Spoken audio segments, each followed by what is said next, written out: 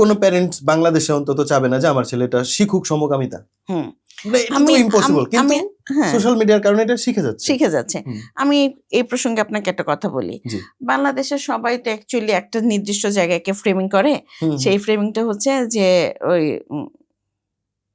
দাড়ি টুপি হিজাব ওনারা খুব মানে রেস্ট্রিক্টেড করে সবকিছু, ওনারা খুব উগ্র।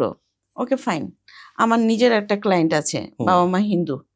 আচ্ছা, ওনারা চান না যে ওনাদের মেয়ে কিন্তু অ্যাডাল্ট, ওনারা চান না যে ওনার মেয়ে সমকামী হয়ে গেছে, ওনারা এটা চান না।